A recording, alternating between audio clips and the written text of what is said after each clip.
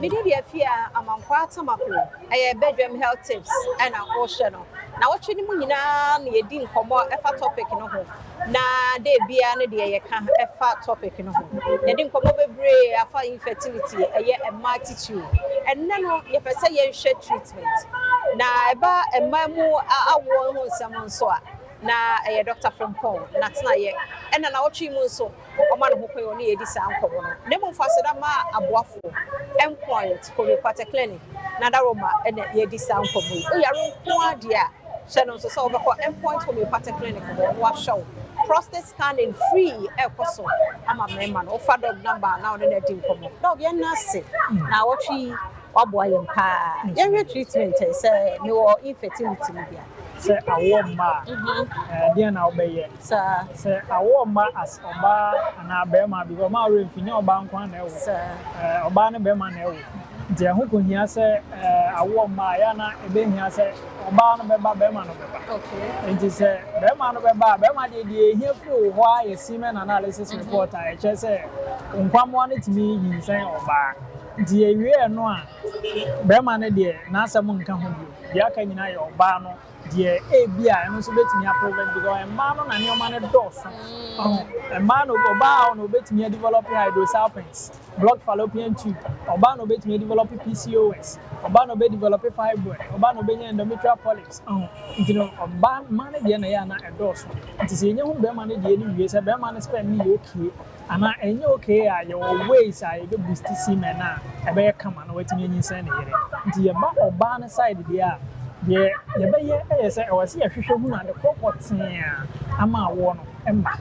Maybe now they have five, maybe now they have fallopian tube now blocking. Maybe now ovaries, no, I say, maybe ovaries now one the young Casacran and swat into a condition in a bachelor, a girl with me and Sana Yama wood was style of clinic on a young Fitipra ma wood because you did this or baby at no money. Until I want money, dear, problem though. The woman has a very young and a property. I'm a problem and I won't ember. Then, yes, we are not festa and son, I am a wood. And ya would be at the mountain NASA for more than 5 months. Now that's 5 months when you may I am a view. Sunny because you didn't get no problem. That's all we free. The 5 months in the watching book within 2-3 months or so, we didn't say.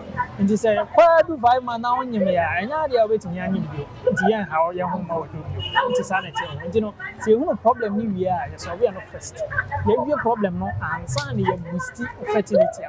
Now, what mean saying easily. And this all I watch it, not a bar. Yanni was arbitrary. Now, you bet me that you are near whom ye, near whom ye, how ye, near whom, when you ever first one, won't you bet me in your one. Now, so I told him, so I brought solve the problem of whole year, near her boosting semen, and I said, ovarian health. Fertility na abe easy amount saving sign everybody and style clinic there sa na ye hwe no na enya dey say you same bia ewom IVF same bia so naturally na ye hwe am wetin any sign shame so mama you know wo problem bia na wa hwe watch na emba style clinic and I'll do any better na ye behwe na ye hu dey ho ye treat for now so wetin Adom shame so the branches in the view are crackers or Kumasi, Sunyane, and Abukum. A Honina Benya was 0249 200 555 0249 200 555. That's a papa. Doctor from Paul, now what she more, boy, actually, I did be brave, Mr. Fanambano. Now say, ya wo how poor they are now energy and come up to me up wow.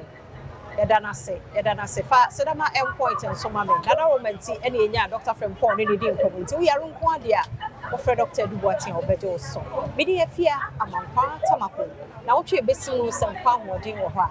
Ever says, I say, I'm more called baby, my Adom TV, bedroom now, ocean, home run, what Daja or dear my yinty. Yada say. Now, what you want some my dear health tips and my mamma and I fed. Me say by this sound dog, Cassa, J. Bibi a chere wadwen wopom den hu sem bia free no ho na wa hye no so say endpoint homeopathic clinic one mother romanti and a health tips no ye de ba adwada de kosi fiada 5 minutes bia anti nyame ya doma next week ahoden nkwa wo ho so ya kan ye ho na yɛwɔ another topic nso a yɛbɛdi ho enkommɔ